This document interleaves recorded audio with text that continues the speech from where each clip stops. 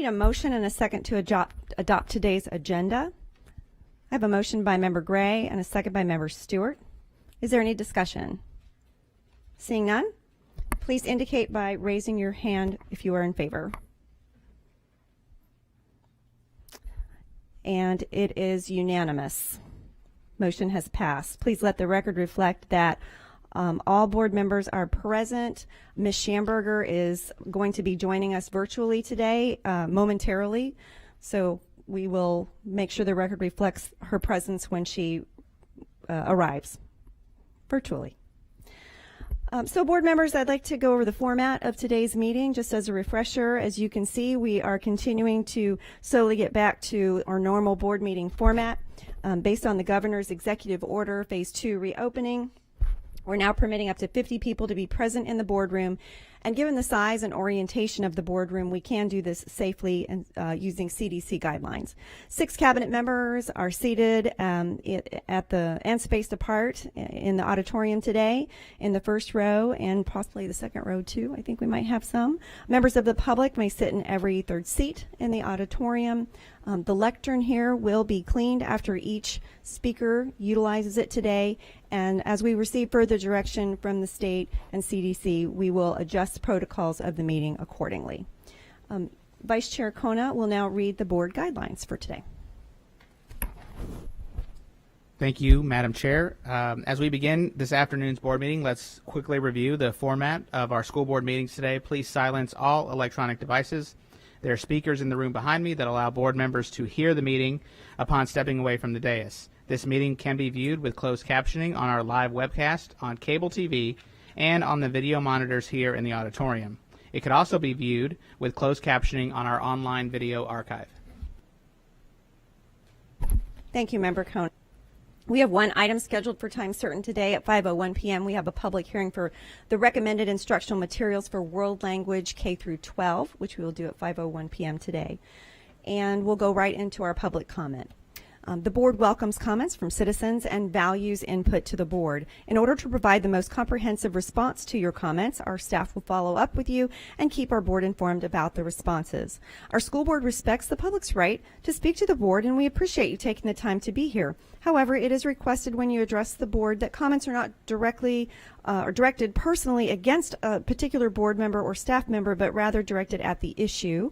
Any behavior intended to interrupt the orderly conduct of this meeting will not be allowed, as our civility policy is in place. When addressing the board, we ask that you please state your name and speak clearly into the microphone. Each speaker will have 3 minutes. Board members, we do have 19 speakers who have signed up today, and each speaker will have 3 minutes. And the yellow light will indicate on the lectern that you have 30 seconds left to finish your comments. And so I will call up the first 3 speakers if you want to queue up along the side of the auditorium. The first speaker, and I apologize in advance if I mispronounce any of these names. I'm reading them exactly as they were given to me. The first one is Alan Brewster. The second speaker is Ann Lenz. And the third speaker is Annie Everett and her son Garrett. So first up will be Mr. Alan Brewster.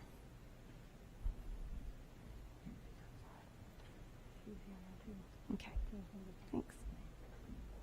And he may be waiting outside due to the limitation of space in our building this afternoon.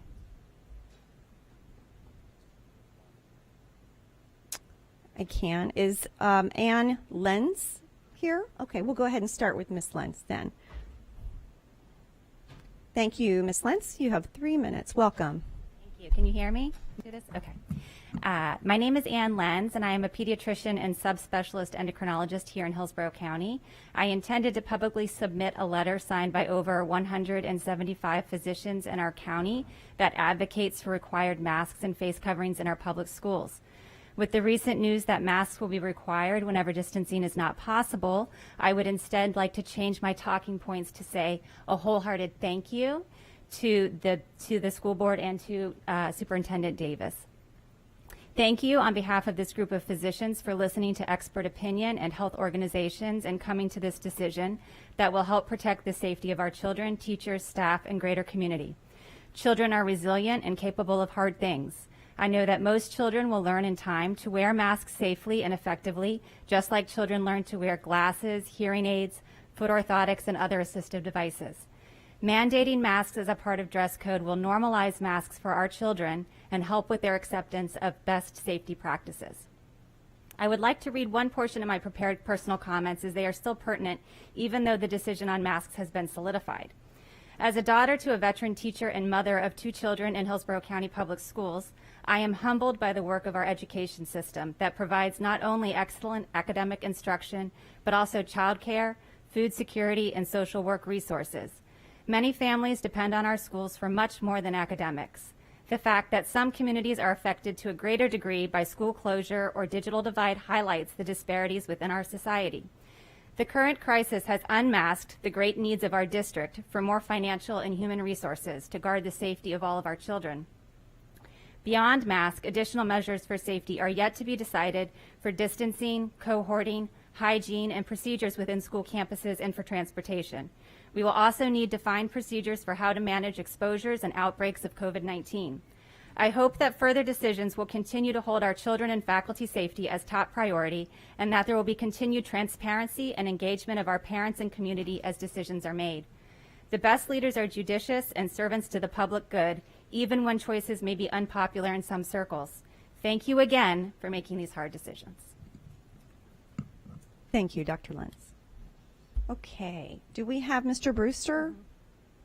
Okay, we just need to clean the lectern first, but then Mr. Brewster will be next. And actually, we're going to have Miss Tina Williams after Mr. Brewster. So it will be Alan Brewster, Tina Williams, who are traveling together, and Miss Annie Everett and son Garrett. So thank you for your patience, though. You may still queue up on the side there.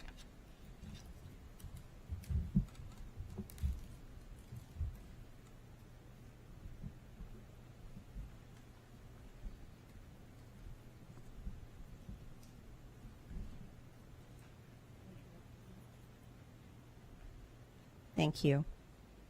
All right, welcome, Mr. Brewster. You have 3 minutes. Thank you. My name is Alan Brewster, and I want to talk about the ESC department. My wife and I, we moved here in 2015, and when we moved here to Hillsborough County, we had 6 kids in Hillsborough Public County Schools. We had a 9th grader, an 8th grader, and a 7th grader that had disabilities. My 9th grader attended Chamberlain High School, and they absolutely did nothing for my daughter when it came to her disability. Sydney Stewart was a witness of that, and because of the things that happened at that school, they wound up moving my daughter to Jefferson High School. And the other 2 that went to Adams, they were bullied by staff. I think it was Mr. Washington at the time who was in charge. He did nothing. They wound up transferring us to Mr. Sykes. But once again, my daughter didn't get the services that she should have got for her disability. She wound up graduating, but nothing happened. I have a daughter right now at Jefferson High School. She's on the spectrum.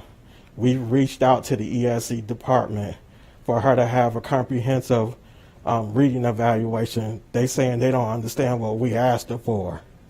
There's an ASD in the district, Dr. Koshi. They could reach out to her and ask her. Those are just stall tactics because they're not giving my daughter the services that she needs. She wants to be able to read on grade level, and they should know this.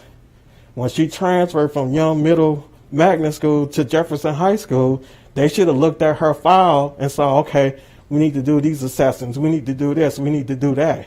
They're not doing it. The people in ESC at Jefferson need to go because they're not helping my daughter. They're supposed to be a team effort, and it's not a team effort. My wife was doing everything. We asked for an independent evaluation. They act like they didn't know what was going on. My wife is doing all of the lead work. There needs to be a change there in the ESE department. Thank you. Thank you, Mr. Brewster. Mr. Davis, could you have one of your staff members please assist Mr. Brewster with his concerns? Yes, ma'am. Yes, ma'am. Through the chair, Mr. Brewster, thank you. I'll have Miss Tracy Brown, who's the Chief of Climate and Culture, assist you and get your contact information. Thank you, sir. Okay, and so next we have Ms. Tina Williams after the lectern is clean. And I will mention, if it's easier for the public speakers when making comments to take off your mask to make the comments, you are safely 6 feet away from anyone around you when you're standing at the lectern. Then if that's more comfortable for you, you can certainly take off your mask for that. If not, then just please speak closely into the microphone. If you want to keep your mask on, just please get as close as you can to the microphone. Thank you. And please let the record reflect that Board Member Schamberger has joined us. Thank you. Welcome. You have 3 minutes.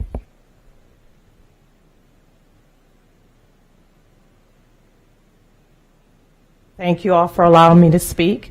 That was my husband. My name is actually hyphenated, but it's okay. I come here to talk to the board about communication, or effective communication throughout the district. As my husband stated earlier, we have 6 kids. We have had problems for 5 years straight. We have been in 5 different, I want to say at least 8 to 10 different schools. Same problems, a lack of effective communication. Communication in the schools, outside the schools. Parents need all of the information in order to make informed decisions about their children. Even in this pandemic that we're in, we haven't been given all the things. It's a plan, but we don't know what the plan is. Who do you talk to when there's a problem? Everyone says go through this. We've been through the chain of command multiple times. Same problems, different face. Communication. Communication is a partnership. Parents are experts in their children. Educators are experts in what they do. Yet no one talks. We can't even get people in the school to talk to each other, let alone parents. The communication level is the Florida way. I've never in my life experienced so much lack from communication, lack of professionalism. No one wants to own up to what they didn't know, incorrect information. Depending on who you ask, you'll get a different answer. We've been forced to come to the board. We've tried to work in the system, work outside the system, work through the system. It's not working. It's always, well, let's talk to someone else. That person doesn't know. No one knows what to do, who to talk to. Parents just want to know if there's a problem that we're not stalled, that it doesn't go on for 2, 3, 4, 5. It's been 5 years. 5 years. We've had problems from day one. What you're told on the phone, you go in the building, it's something else. You talk to this department, they tell you one thing. You talk to this department, they tell you another. We asked for a face-to-face meeting with the board over 2 months ago. We still haven't had it. You asked for this evaluation, you ask simple questions. Lack of communication. It's just simple, basic. We need to do better. With greatness comes great responsibility. When are we going to take the responsibility to be great? Thank you. Thank you so much.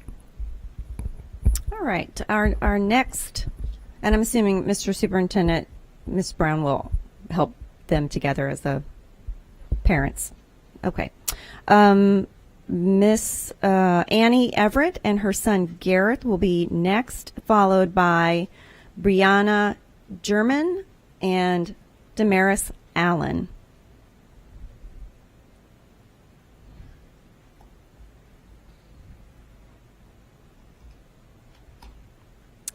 Welcome. Hi, you have 3 minutes. My name's Annie Everett. I'm a mom, and my son just graduated from Ballast Point Elementary. We're a military family, and we decided to keep our roots here, so thank you for having us. And my daughter's in Robinson IB. This is my son, Gareth. He is 12 years old, and he's going to be going to South Tampa Academy. So it's the first year for 6th graders to do that. We're really excited. He has cystic fibrosis. And for those of you who do not know what cystic fibrosis is, it's a genetic disease. He was diagnosed at birth. Life expectancy is 37 years. It affects his lungs in particular. His lung function currently is 70%. We don't go on a transplant list until we're under 30%. So right now he's able to do just the same thing as everybody else with some extra care at home with nebulizers and vest machines and in-stay hospitals. So for all of you who have just been doing your isolation, we've been doing it better and longer than all of you. We do typically 21 days, a couple of times a year at Johns Hopkins. And so I wasn't surprised at all when I got my email yesterday from Johns Hopkins, from the Cystic Fibrosis Center, that just let me know that if students were not going to be wearing masks in the classroom, including teachers, Gareth was not going to be able to attend school this year. I had a good cry, freaked out about homeschooling, and then was delighted to get the email today from Mr. Davis that said that there was mandatory masks. But I want Gareth to speak for you himself. Hello. Hello. I've been wearing a mask since I was 2 years old, and people saying that kids can't wear masks in school, but I've been wearing a mask for a long time, and I don't see how that would be a problem as long as you enforce that rule. So I'm kind of nervous, but and I don't know how I could go to school without a mask because I have a very low immune system and I can get sick very fast. So masks are very helpful, and I don't know how I would go to school without masks. So thank you, Davis. Thank you. Nice work. Thank you so much for sharing today. All right. After the lectern is sanitized, we have Miss Brianna German, and then Miss Damaris Allen, and then Dr. Rima Sanka will be after Miss Allen.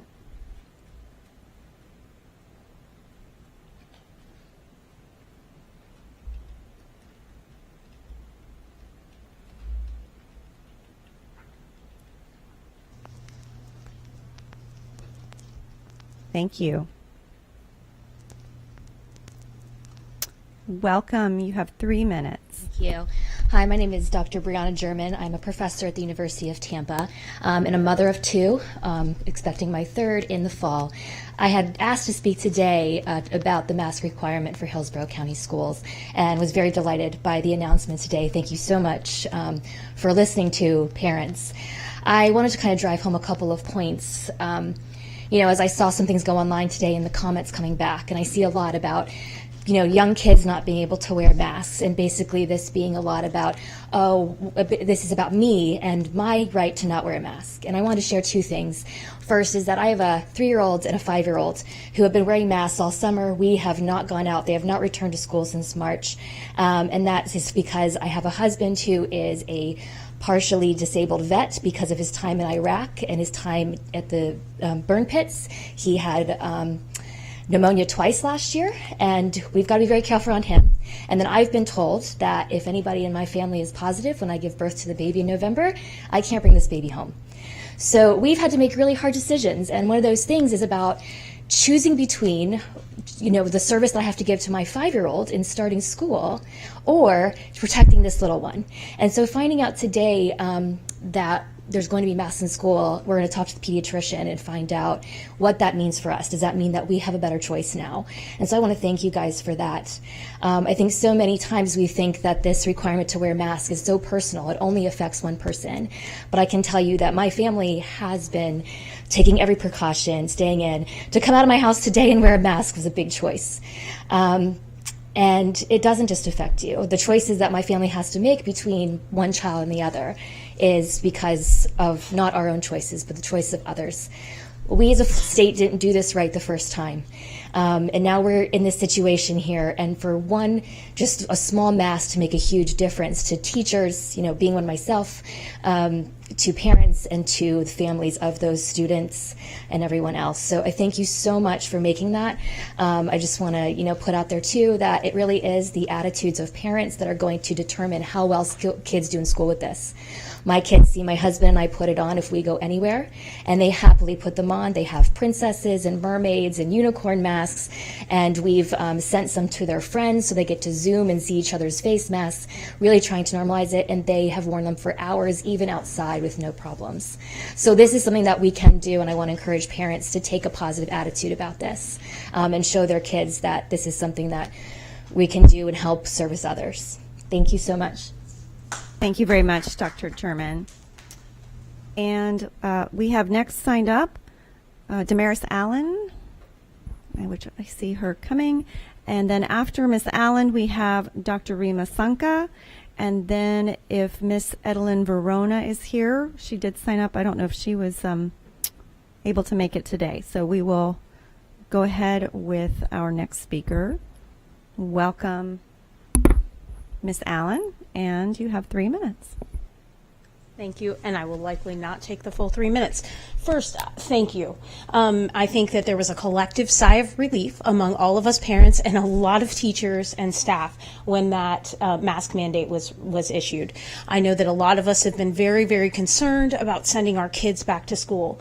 And I think you said it best in your own opening statement when you said that the decisions that you make as a school district shape our community's future. And I really feel strongly about that. In all of the advocacy work that I've done with you, every time we go out together, we say that you are the third largest employer in Hillsborough County. You're one of the largest employers after Baycare and after Publix. Both companies and both organizations require masks anytime you enter that building. Now imagine that something happens in our Hillsborough County public schools, being the third largest employer in the county if there's an outbreak. And not only are you the third largest employer, you also educate almost 90% of all children in Hillsborough County. So your decisions that you make in this pandemic really are shaping the community's future.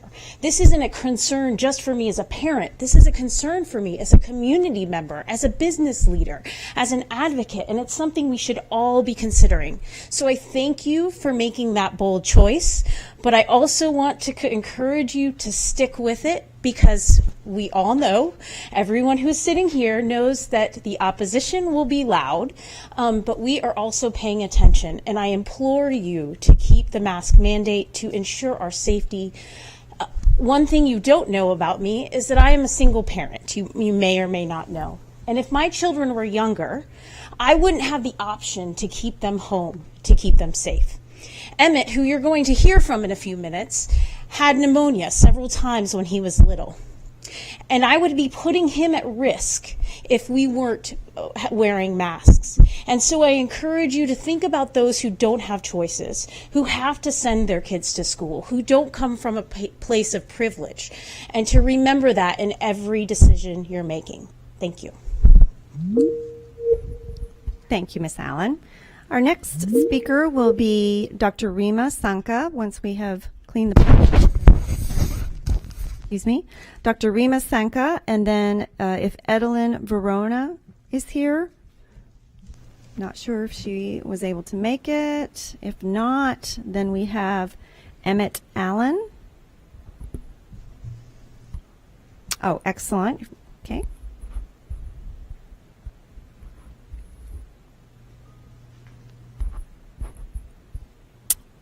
Good afternoon and welcome. You have 3 minutes. Thank you very much for having me. It's my first time attending a school board meeting and my first time addressing the board. And I don't want to, at the risk of being redundant, I do agree with the speakers before me in terms of our support and our congratulations for making the very, very difficult decision, all of you, to mandate masks in the schools. And we all breathe this collective sigh of relief. But I do understand that does come with a lot of challenges and a lot of difficult decisions moving forward. And I do understand that school policies must be very flexible, very nimble in responding to new information and science. And administrators must be willing to refine their approaches. It's critical to develop strategies that may be revised and adapted depending on the level of the viral transmission in the school and throughout the community, and done so with very close communication with state and or local public health authorities. So that is going to be the biggest challenge. It is the biggest challenge, and it will be the biggest challenge moving forward. So I encourage, as previous speakers have said, very good communication and willingness to be dynamic, be adaptable, be nimble. Evidence does continue to mount, you all know, on the importance of universal face coverings in interrupting the spread, not eliminating the spread, but mitigating and interrupting. We know that school staff and students may wear cloth face coverings safely and consistently and should be encouraged to do so. We know that from the recent Harvard Chan School's Healthy Buildings Program report that was released this week, risk reduction strategies for reopening schools, that they offer suggestions in 5 major categories. Most relevant would be the healthy classrooms, where masks are #1 recommendation, wearing them as much as possible, especially when proximity cannot be avoided. Training students and staff on how to wear and care for those masks, ensuring they meet effectiveness criteria, building in time throughout the day where students and staff do not need to wear masks. It's very important. Mask fatigue. I'm not only a physician, but a business owner and a local community leader, and I encourage all my employees to take 5-minute breaks every couple hours, to step outside, to remove their mask, drink water. I try to talk to them and relate to them every single day so that they do not experience those negative consequences. Allowing teachers to wear transparent face shields when teaching at the front of the classroom, and then wearing masks when they're working closely with students. So lastly, I understand you have very difficult decisions to make, and as an allergy, asthma, immunology physician, I can help with some of those relevant concerns with regards to asthma, food allergies, and how those might also impact your decisions. So thank you for your time. Thank you very much, Doctor. Okay, our next speaker is Edelyn Verona, if she's here. If not, then we'll move on to Mr. Emmett Allen.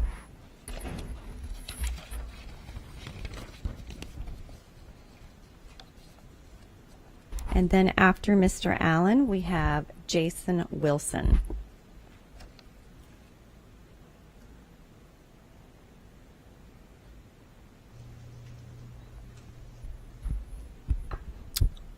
All right, welcome. Oh. Okay.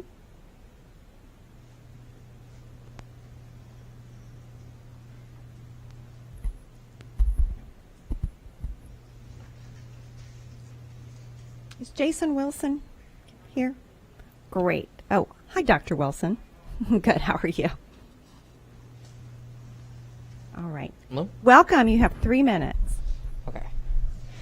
Hi, my name is Emmett Allen. I'm a rising sophomore at Plant High School.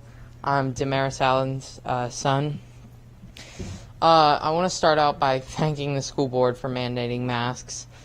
And I also want to say that even though I know that it's likely that we will go back to school, I don't think it's responsible to go back to school, given that we've had a 181% increase in cases in our county, at least over the past week, and that's even with the backlog of testing. And even at Plant, we don't have soap in all the bathrooms, and I could see a struggle with people who can't get masks of getting masks if we can't even get soap.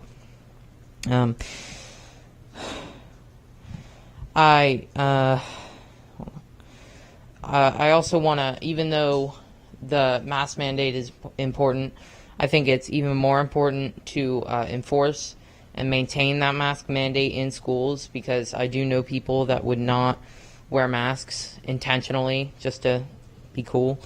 even though they're killing people, so it's not very cool. I'd like to add that while I know at Plant we are very privileged, and this message is quite privileged because I know not everybody has the ability to send their kids have their kids do work from home. But I'd also like to say that reopening is just as, if not more, privileged, given the fact that minorities are 3 times more likely to contract and or die of COVID-19 than white people are. And I'd also like to add that, or I'd like to finish by saying, please keep this mask mandate and enforce it in our schools. Thank you. Thank you, Mr. Allen. We appreciate your time today. Good job. Love hearing from our students.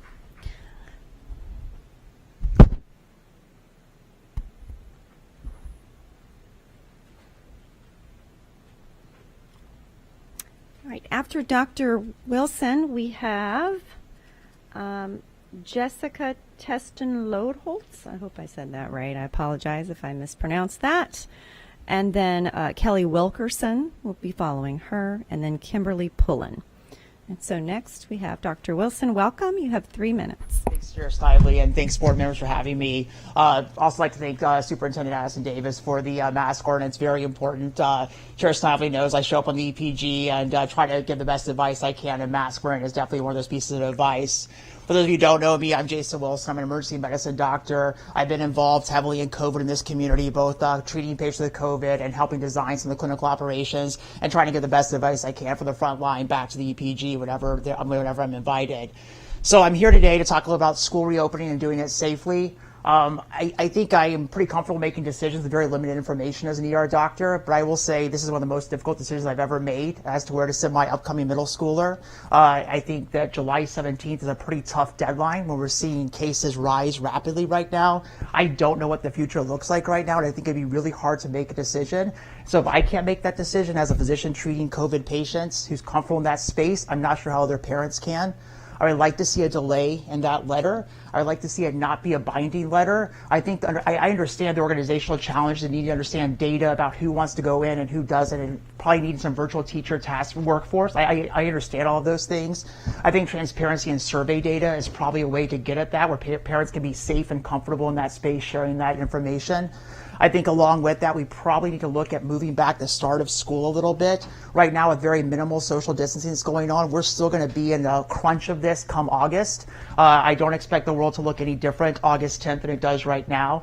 Thinking about this letter being more around August and maybe a school year starting after Labor Day may give us a little bit more time to decompress, think through. You guys still have a lot of issues to get through. What will school look like? What will happen with a positive case? All of those types of things. I'll give you back some of your time, but I do want to also mention that a lot of this can be done virtually. The EPG is meeting virtually. I know the CDC guidelines still allow for some of the things you're doing. Please understand those are minimal guidelines. We're still bringing a lot of people into a public gathering. The safest thing would probably be to move this virtually. Thanks a lot for your time and all the work you do. Appreciate it. Thank you, Dr. Wilson. All right, next, I don't know if Jessica is here. Miss Teston-Lodeholtz, no. If not, then we have Kelly Wilkerson. Is Kelly Wilkerson here? Kimberly Pullen. Mary Anderson. Mary Anderson? I hear you. Okay, thank you. Okay, so Mary Anderson is going to be next, followed by Paul Nanda, and then Rachel Feynman. And welcome, Miss Anderson. You have 3 minutes. Hello, my name is Mary Anderson. I'm the co-founder of Safe Schools, Safe Communities. I stand here today representing over 2,400 parents, teachers, and community members. And I also have my daughter Vivian here with me, and she is a rising 4th grader at Roosevelt Elementary School. She has been sitting outside and in here since 3 o'clock. We're now going on 4:38 with her mask on and hasn't complained one moment. So I just want to show you that even the little ones can actually do this. The group that I co-founded is a nonpartisan, evidence-based, action-focused group that formed this past weekend, literally over 5 days ago, just over 5 days ago. And our goal is to reopen Hillsborough County schools in 2020 safely and responsibly so that our schools can stay open, students can continue to learn, and we can protect our community. And we thank you for issuing the mandatory mask requirement when schools begin in August and for your leadership in the community. I am the parent of 3 children who have been part of the school system since 2009. And I have been impressed by the quality of education my children have received from the amazing and dedicated teachers in this county. I am proud to call Tampa home and to have my students in the public school system. I'm also a 24-year educator with experience teaching in middle school, high school, and college. I am a political science professor at the University of Tampa, and I currently serve on the COVID-19 task force for reopening for my university. I understand the challenges that you are facing. There are a lot of moving parts. After sitting through, I think, might be 50 to 70 hours of meetings on how to reopen, I am more than willing to offer any insights that I have in order to help you when you reopen our schools here. Simply put, mask requirements are the simplest way to open safely, and we hope that your recent announcement will provide families a greater degree of comfort in making their decision about the return to school and filling out the Declaration of Intent form. I would respectfully ask you to make this requirement, though, for the entirety of the semester, just as the decisions that you are asking of families are for the full semester. We stand ready to work with you and our school principals in implementing the CDC and AAP guidelines and recommendations in our schools. We look forward to a transparent process for reopening our schools. And again, we thank you for listening to our community. And to Superintendent Davis, a warm welcome to Hillsborough County. Thank you. Thank you very much for your time today. All right. Our next speaker I have on our list is Paul Nanda, unless someone showed up that I mentioned earlier that, nope, okay, we'll keep moving. Paul Nanda will be our next speaker, and then Rachel Feynman, and then Rob Crete.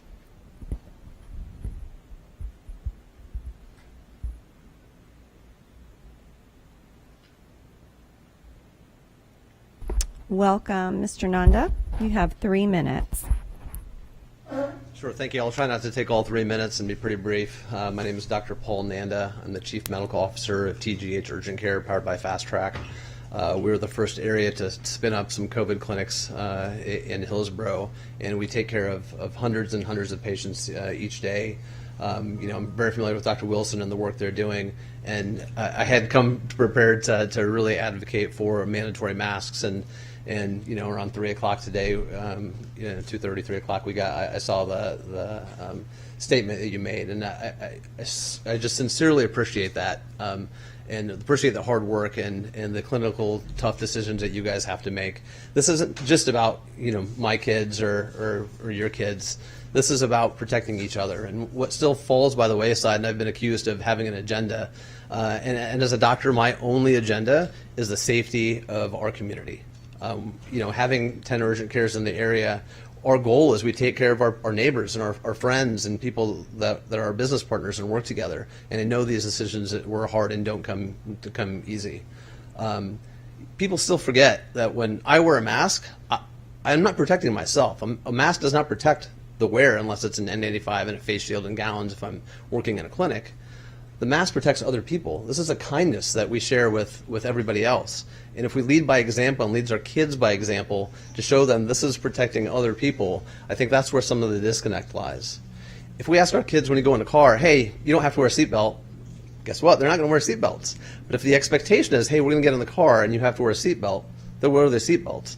And masks are much the same way as kids look to parents to lead by example, to make it fun and make it interesting. And we have a 3-year-old and a 5-year-old, and 5-year-old's heading to Dale Mabry, and we make it fun. We put on your superhero mask every time we go out, and they wear it for a long period of time. People are concerned that say there's some detrimental or bad effects about wearing masks. I wear my mask and N95 if I'm in clinic for 14 hours a day. there's not a lot of harm. Every decision we make is benefit versus harm. And this simple cloth mask and the science proves it, is one of the simplest, most cost-effective, easy way to reduce the spread of this virus in our communities. So thank you so much for your decisions. I was really happy to see how you engaged USF and TGH. So this is data-driven. This is not an emotion-driven scenario or subject. This is data-driven. I appreciate that. Thank you. Thank you, Dr. Nanda. All right, next we have Rachel Feynman, followed by Rob Crete, and then Sandra Moore.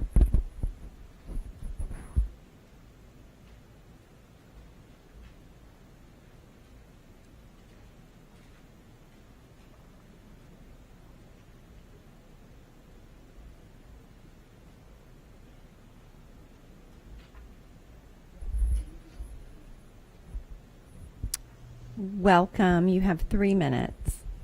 Hello, thank you. Good afternoon, Superintendent Davis and board members. My name is Rachel Feynman. I am a proud graduate of the Hillsborough County Public School System, and I am now also a proud mom to 2 students in the Hillsborough County Public School System at Mitchell Elementary here in Tampa. So I, like some other folks who were here today, had different remarks prepared. I very quickly, as the situation was changing in our county and receiving communication and the declaration of intent, pretty quickly kind of stepped up some activism efforts, and within just a span of a few days had over 2,000 parents and teachers in Hillsborough County sign a petition in favor of a mask requirement where social distancing in our school is not possible. So I was planning on sharing that petition with you today, but of course, like everyone else who's spoken today, I would like to start by sharing my sincere and heartfelt thanks and appreciation to the board members and specifically to Superintendent Davis. I read your statement this afternoon when it came out, and I know that it's not always easy to provide leadership to a community, because it's a community of diverse people with diverse ideas, and not all of your constituents are going to agree. And especially as we are right now in very challenging, what feels like emotionally charged times, it's hard, and I understand that, and I appreciate your leadership on this issue. Because as a parent, it was extremely hard to receive the declaration of intent email and feel like we had backs against a wall to make incredibly important decisions. As a family who, we're fortunate, we have a lot that other families in the district don't have. We do have 2 working parents, but we have technology in the home. We have some flexibility when it comes to working and everything else, but we still, we're still very challenged with this decision. And the idea of knowing that I can send my children back to school with a mask and knowing that everyone else is going to be wearing it as well, and they are going to have some level of protection, is very comforting. And the other thing that made me very pleased in reading your message, Superintendent Davis, was that you relied on folks like Dr. Nanda and Dr. Wilson. I've been following the EPG meetings a lot, and it meant a lot to hear that you're making this decision based on those factors. And I hope that you continue to do this, because the mask situation is obviously, as you know, only one of many, many decisions that are going to have to be made over the coming weeks. And I urge you to continue to talk to the experts. I'm not going to share with you all the reasons we should wear masks. You're talking to the right people. And I urge you to continue doing that and continue to be transparent with your communication with all of the parents in Hillsborough County. Thank you very much. Thank you very much, Ms. Feynman. Our next speaker will be Rob Crete, followed by Sandra Moore, and then Selena Lewis.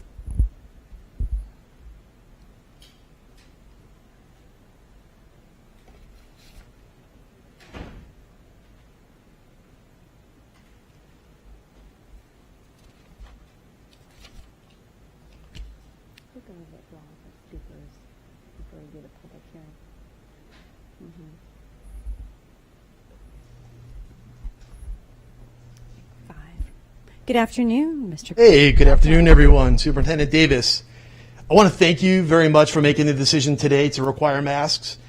And Furthermore, for keeping your promise to working to make the safest possible conditions for our students and staff, we are not going to forget this. So thank you. We know it was not easy. I would also like to thank the community members, the doctors, the experts, and union members that you communicated with to come to this decision. For those who do not like this decision, I'm going to ask you wholeheartedly to do something that educators have done beautifully for over 100 years. Lend your support. Okay? Please lend your support. We've been doing this forever in education. We make democratic decisions and we lend our support to something, and we know the research, and we're talking to teachers and parents and communities out there. We want these masks. We know that there's a small group out there that does not want that. So I ask you, please lend your support. Okay? Together, we can make our schools as safe, as effective as possible. And please remember that your fellow staff members and students are trying to be safe and comfortable. So together, when we lend our support to this plan, we can make great things happen. So thank you very much. Thank you, Mr. Creed.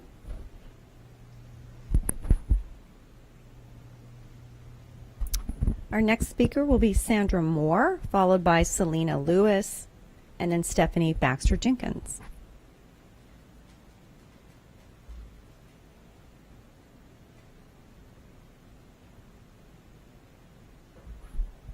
Thank you. Welcome, Ms. Moore. You have 3 minutes.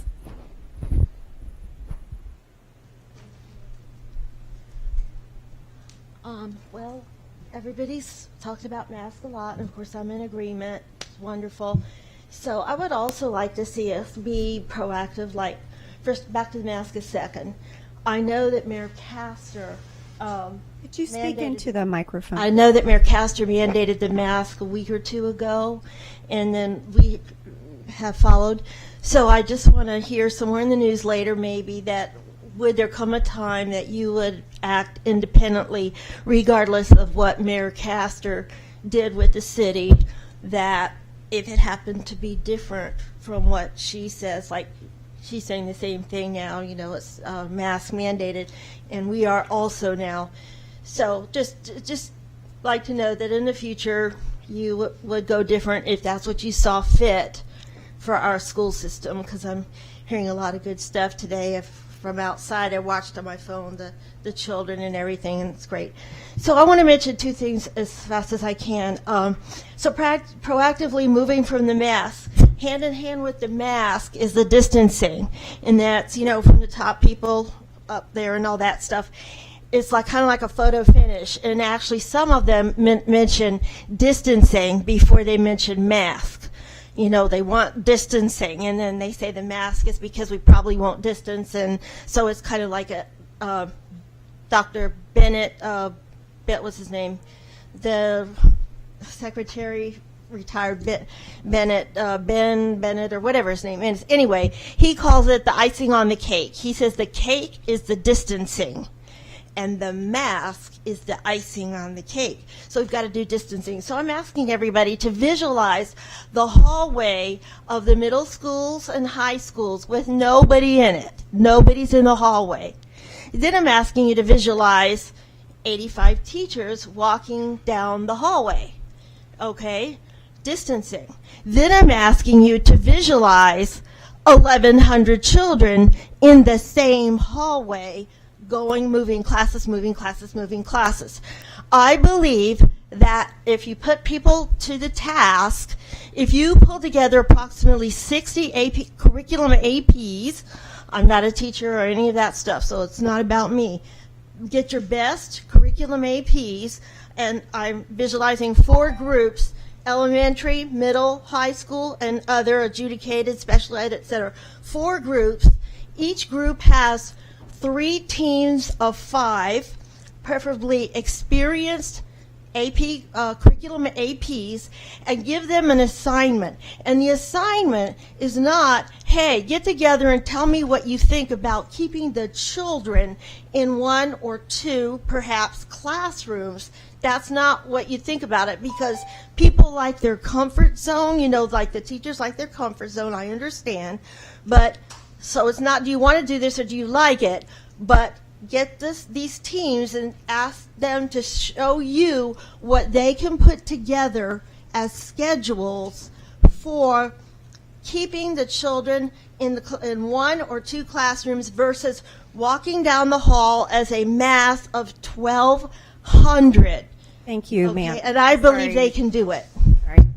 But thank you for your, wanted you to finish that thought. Thank you very much for your time today. All right, our next speaker is Selena Lewis, followed by Stephanie Baxter Jenkins, and then Trisha Will.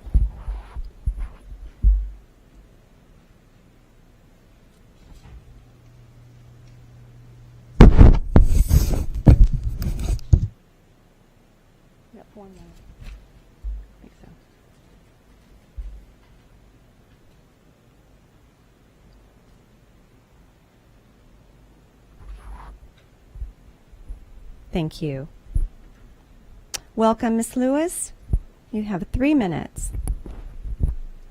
I'm here to talk to you guys today to kind of get some kind of consideration and to think about some things from a teacher perspective. I'm a teacher. I've taught all grade levels, elementary, middle, high, and even the employees here in the district. And some of the things that may not have been brought to fruition or to our knowledge is, yes, I'm so proud that we got the message with the face mask. And one of my concerns is, just like many of the students that are going to be experiencing, and you heard them today, how is it going to be enforced? The enforcement is the key issue. That one child that has the autoimmune disorder, how will he be safe in a time like this? And what will we need to do to ensure that for not only students who have autoimmune disorders, but people like me? I'm a teacher. I have lupus, and it takes me twice as long to get better when I'm sick from a common cold, pneumonia, or whatever else. Instead of 2 weeks, it'll take me maybe a month or so to get better. So those kind of things are some things that we need to look at from the employee standpoint. Will the teachers be able to get e-learning, teachers with autoimmune, will they be able to get like e-learning preference or a priority in those situations? Or will they just be on a cycle where it continues and continues and continues? And I've actually talked to a lot of my colleagues and everything, and some of the questions that pondered them was like, what if a teacher gets COVID and quarantine recovery time lasts longer than 14 days? Are they truly considered sick days, especially if it could have been avoided by not being at work? Who pays for them?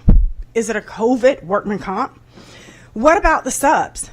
Will they want a substitute in a classroom where the teacher is known to have had exposure? Will the sub be informed about the teacher's conditions and how much information will be divulged to them?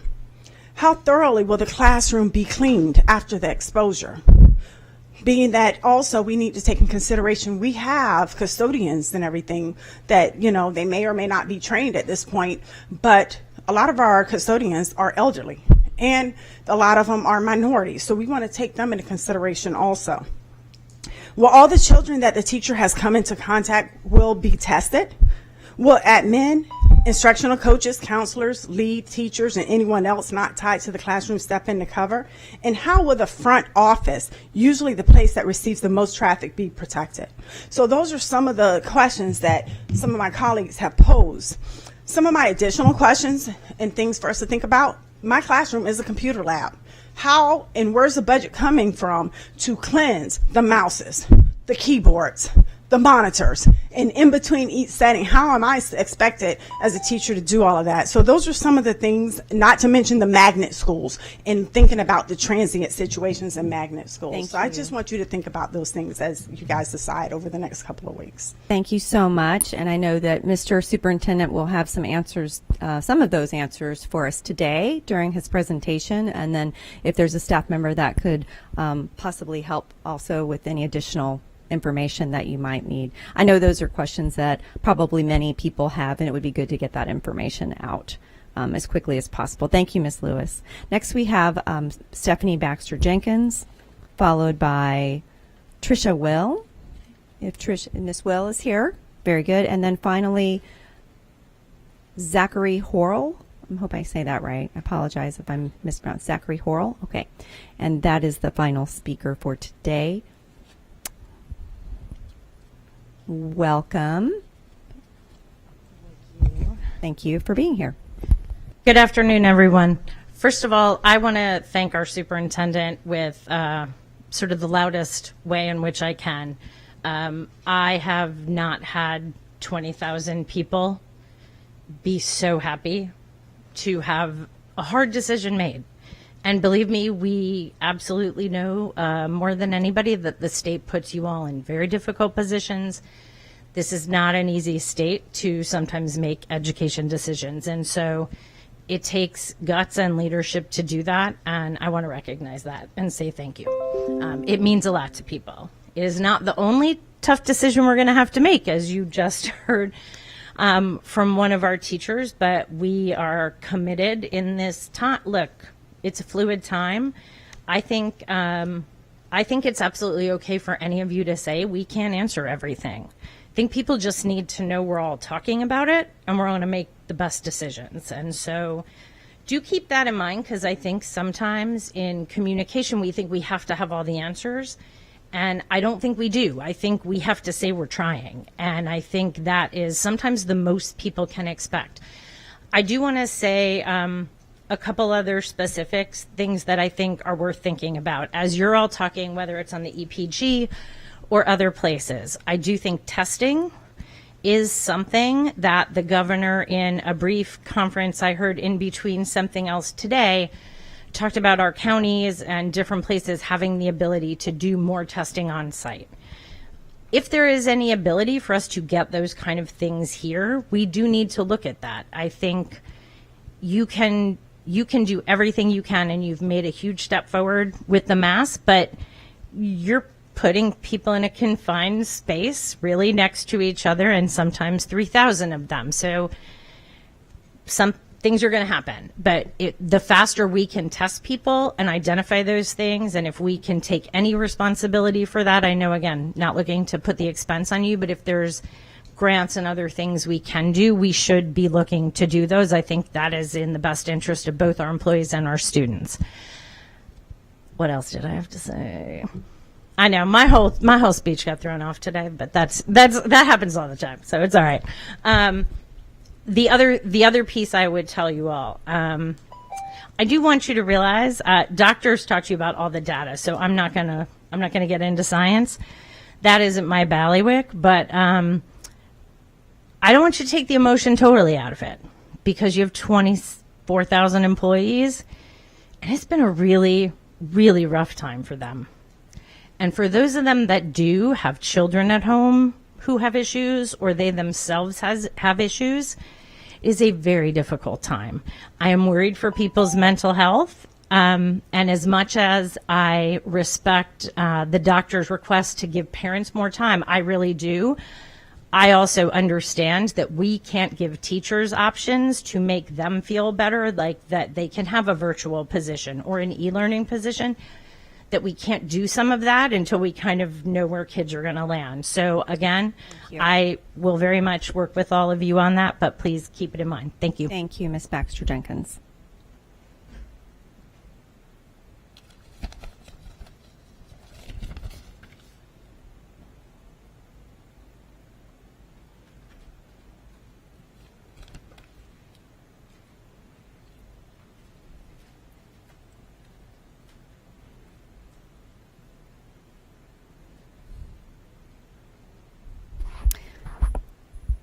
Our next speaker is Ms. Tricia Will, followed by Mr. Zachary Horrell.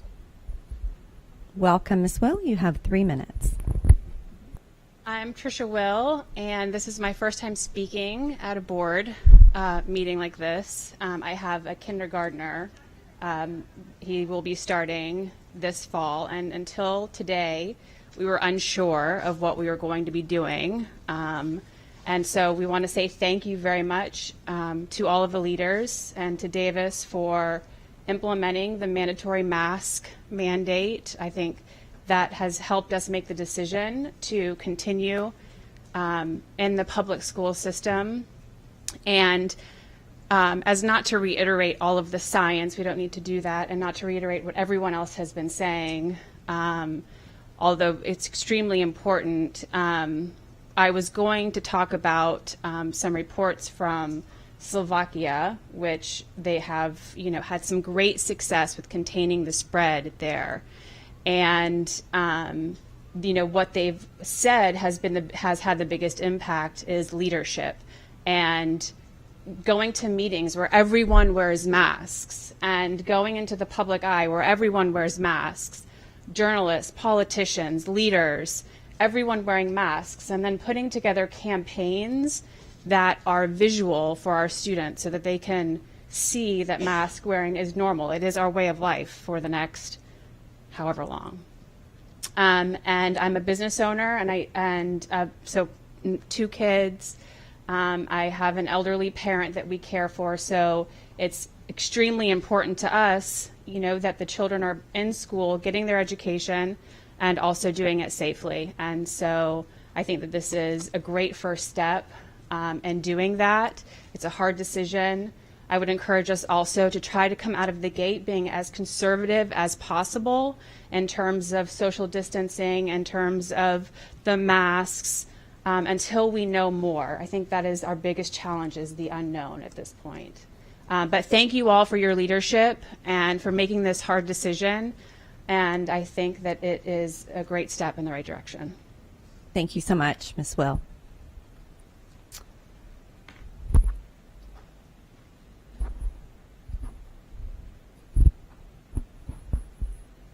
Our last speaker today, after the lectern is cleaned, is going to be Mr. Zachary Horrell, and then we are going to go right into our time certain item, which is the public hearing for recommended instructional materials, followed by recognitions and proclamations.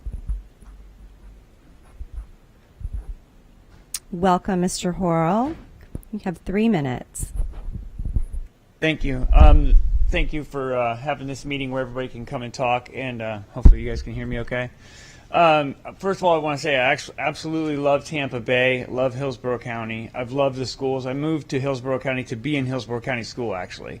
So I love the community. One thing I'd like to say, a few of these questions, actually I have a few questions, a few things I want to say, but a few of these things are kind of rhetorical. But first of all, I wonder how many people here looked at me today and said, oh, that guy doesn't want to wear a mask. I will say that I get that look everywhere. I have a medical reason. Matter of fact, I'll uncover my arms to show you that when you're covered in lesions from your oxygen level going too low and you have scars on your arms, you wear long sleeve shirts even when you're in Florida, even to the beach. Okay, and so when you have people looking at you all the time, giving you that kind of, basically, prejudice, like you're some guy trying to do something wrong, even though I do disagree with masks in school. But I have a physical reason, and I'm concerned about my son showing signs of the same issues with my blood converting oxygen as well. So I'm concerned about him sitting in school, having a mask on his face, exhaling as they have a smaller capacity in their lungs, and he's exhaling and inhaling the same oxygen. Is that going to then, increase the amount of time where that, starts to affect him if he does indeed have that same kind of condition that I deal with? So these are some of the things that I'm concerned with. And I wonder, like I said, rhetorically, how many people here today looked at me and thought that when I walked in here. So the effects of, social effects and stuff like that. But the other thing I wanted to say is, that letter of intent. I received that email literally about an hour before I had a chance to get here. So I hope we're going to have other meetings like this to allow parents to come, because today you heard nothing but all the people who were prepared to come and stand up for this face masking order. But you didn't hear from the other set of people because they were not here because they assumed that, it was going to be choice and voluntary. So I think we need to open that up to have, a fair amount of people come in and talk about that. And the letter of intent, I would like for that to be resent out, because I feel like I thought before I called the school board, which I wasn't necessarily going to do that, I thought my decision was already made because I already filled out the letter of intent. So I would like to see that, resent out, or at least that can be considered, as a whole thing, to communicate properly. We heard about communication. That would really change the communication. The other thing I'd like to say is, let's get some independent verification on stuff. There's laws passed after the Nuremberg trials talking about mandated orders. Where is the independent verification? I believe we really need that. And I stand I'm kind of neutral in the middle, even though I deal with stuff and don't want my son to be sitting there. I have a daughter as well, so I'm kind of neutral, but I believe we need independent verification for us all to feel better. Thank you very much for your time today. That concludes our public comment for today, board members, and so now we're going to move into our public hearing for the recommended instructional materials for world language.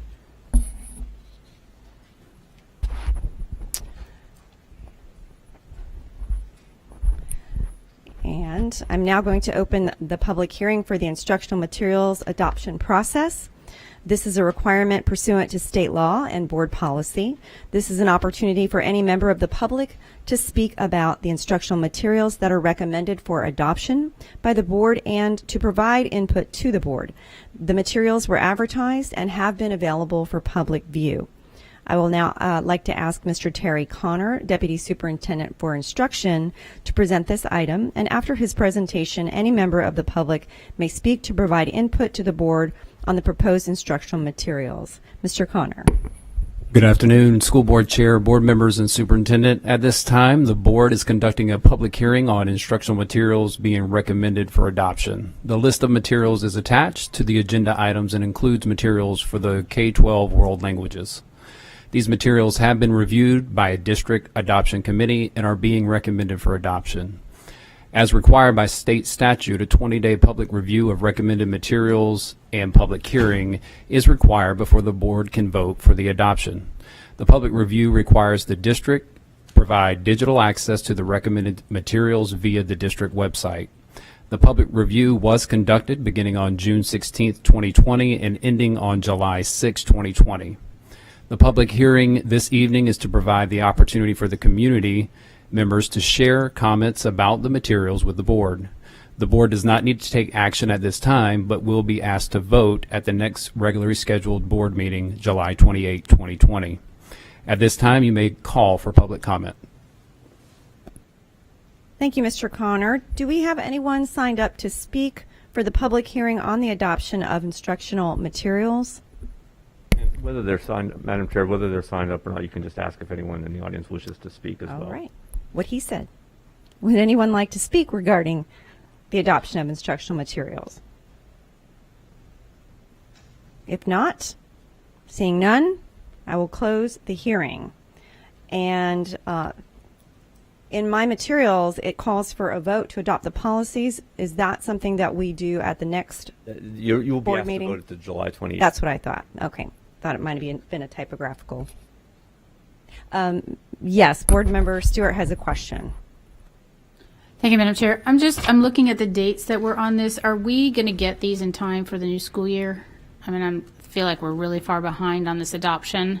Are these materials going to be here in time for students to actually use them in the 2021 school year? Yeah, that is the plan. Obviously, we're working with publishers around printing and making sure materials will be delivered on time with just some of the delays during the pandemic. But we're working with those publishers, and we have been told that we will have those on time. Okay, because it looks like we finished this in February, and so I'm not sure why it's so delayed. I know, but COVID didn't happen until March, so I'm just wondering why the adoption of the materials didn't happen any quicker. And I just don't want students to be delayed, and do we have a backup plan if the materials don't get here in time? Yes, ma'am. What we're doing now with our supervisor of world languages is making sure all of the curriculum for the first quarter is updated with the current materials, so they will be able to carry over with the current materials that they have if there is a delay. And do the materials that we're looking at, do these come with, I know there's an e-learning option out there and there's a virtual option out there, so are we making sure that what we're buying and what we're purchasing does have an e-learning option and can be easily adaptable for those students? Absolutely, yes, ma'am. Every textbook will have a digital component to it. Thank you. Member Stewart, does that conclude your questions? Mr. Connor, thank you so much. I do have another comment from Ms. Gray. Thank you, Madam Chair. Mr. Connor, I just had a quick remark. When we look at dual language, and I'm looking in the future, the idea of increasing dual language classes and curriculum. We know at Canella, for example, Canella Elementary School, where there are dual language classes, the scores went up. And I just throwing that out there because there's a big need for that, and I see it's on here. But for what it's worth, I just wanted to share that comment. Thank you. Thank you, Member Gray. All right. Any further questions or comments from board members? All right. So then we'll actually vote on this at the July 28th school board meeting. And just on the side note, we're not able to see Ms. Schamberger on our screen. I don't know if there's a way to pipe her in so that we can make sure that we are interactive with her. Yep. Okay. I just didn't want to miss it if she had a comment.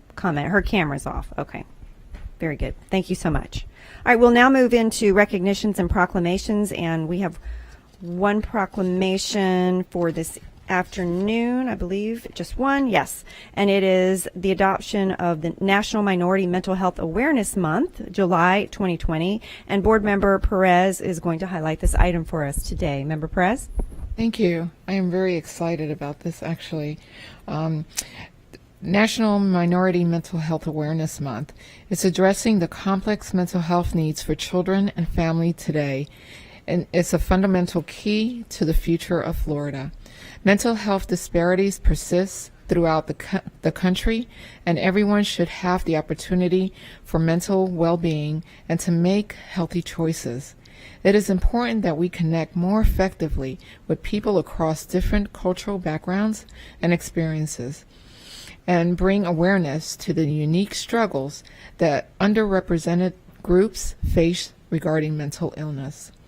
Mental health does not discriminate based on race, color, gender, or identity, and anyone can experience the challenges of mental illness.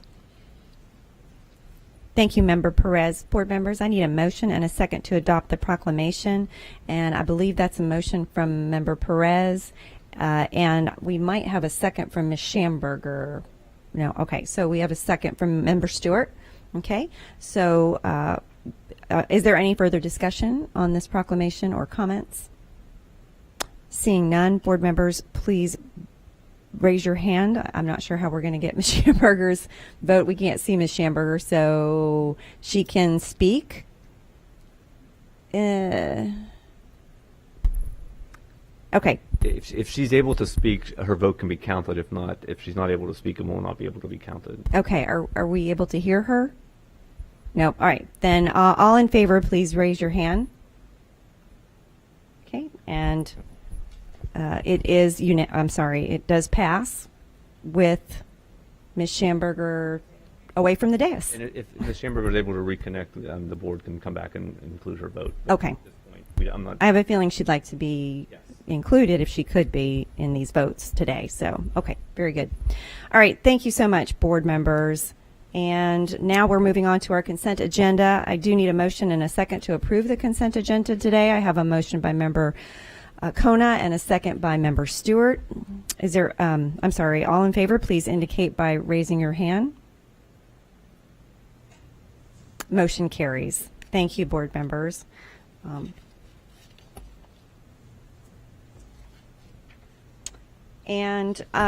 Before we go on to superintendent comments, do you want to take just a quick moment to, is there, normally what we have done in the past, Superintendent Davis, is we've recognized some of the administrative appointments to principal or other leadership positions. That is 401A on the agenda. I don't know if that's something that you want to continue doing at our board meetings, or just highlighting some of those appointments. If not, I don't mean to put you on the No, it's spot. okay. I'm sorry. It's okay.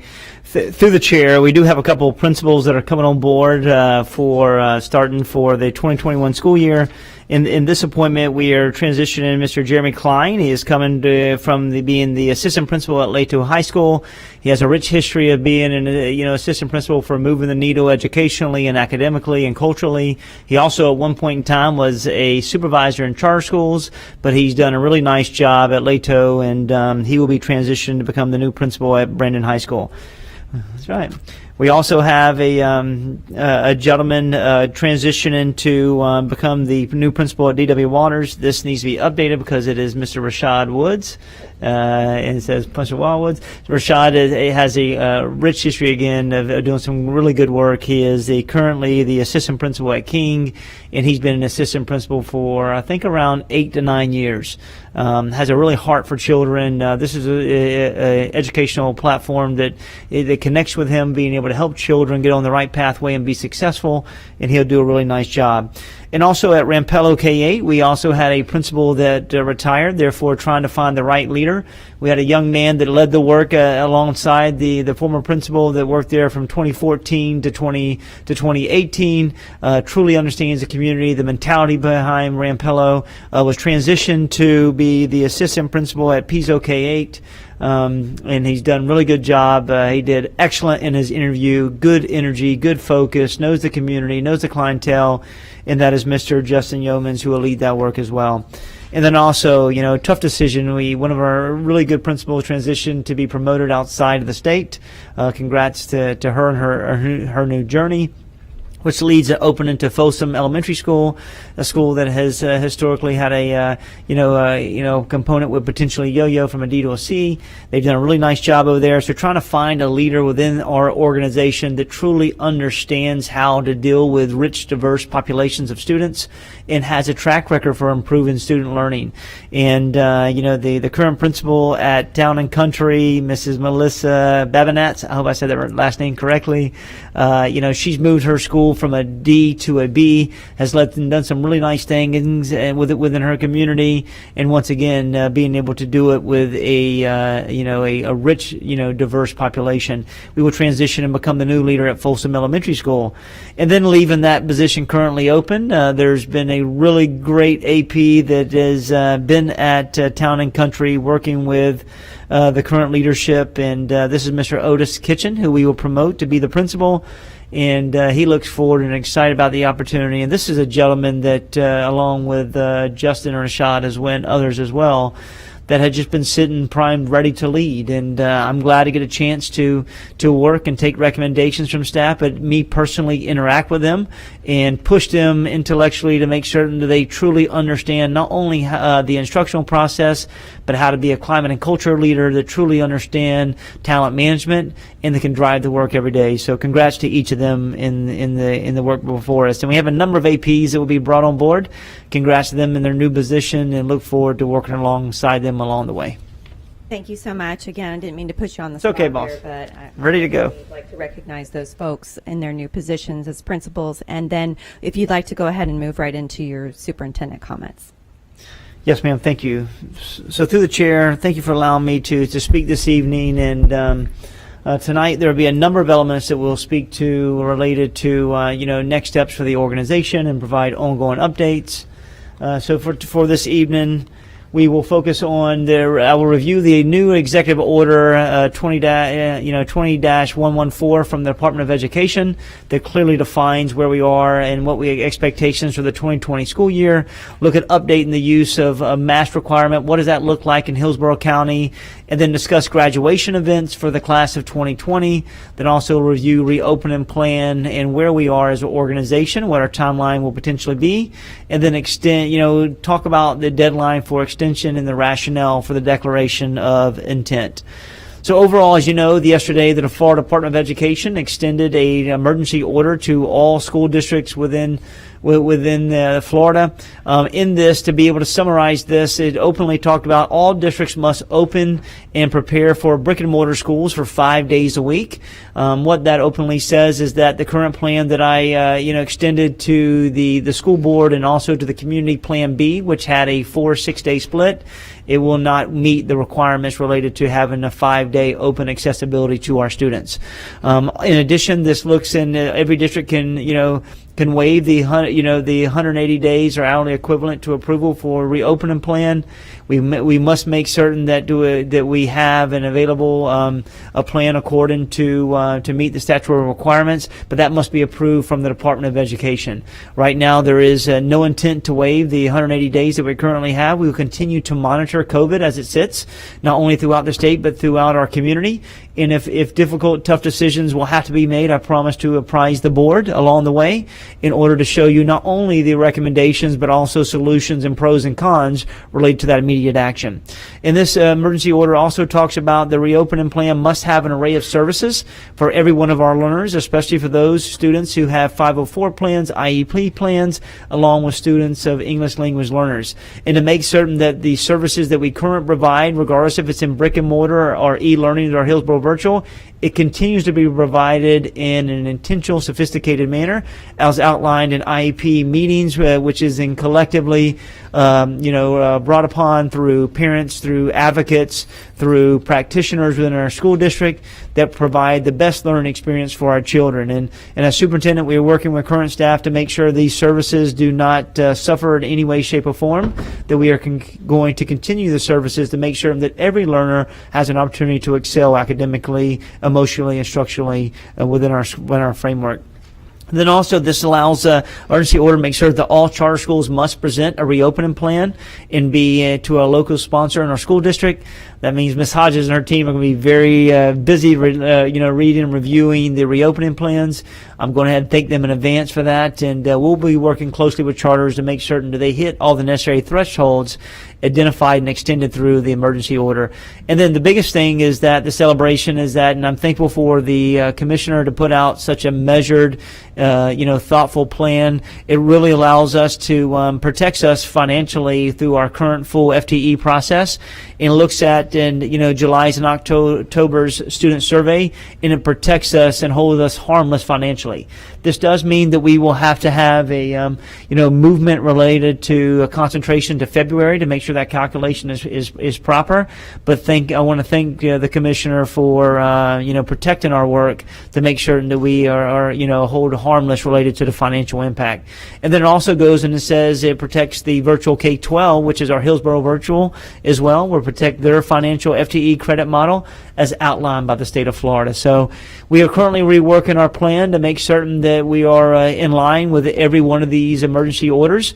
And right now we are, staying in good standing related to what we aspire to do for the 2021 school year. So the big question to continue to have over the coming weeks was related to mask and face coverings within our organization. We know that so many decisions have been made from a local perspective, from a city ordinance along with a county ordinance as well. And to answer one of the constituents' questions, that we will make decisions from our organization that acts in the best interest of our students and our employees as well, regardless of what decision is made from that perspective. Now, I will say we will continue to work in concert, but we will make informed decisions on the best half of the act in the best interest of this organization. So when looking at this decision, this decision wasn't taken lightly, like everything else. This is a major decision for our organization, and one of the there's only two organizations or school district in the state of Florida that have moved in this direction. But over the last few days, I've consulted with local health department officials, national and state large CEOs. I've also had opportunity to speak to the chief medical officer of Disney and Disneyland and Disney World, and who leads that work. I've had an opportunity to speak to the governmental relations lead for state of Florida through Publix, which is one of the greatest providers, and also had an opportunity to speak to some of the most renowned and local infectious disease specialists and doctors, been able to talk about the reopening plan and the impact and influence on mask. And I've had conversation with civic leaders, with parents, with educators, with Hillsborough, Hillsborough County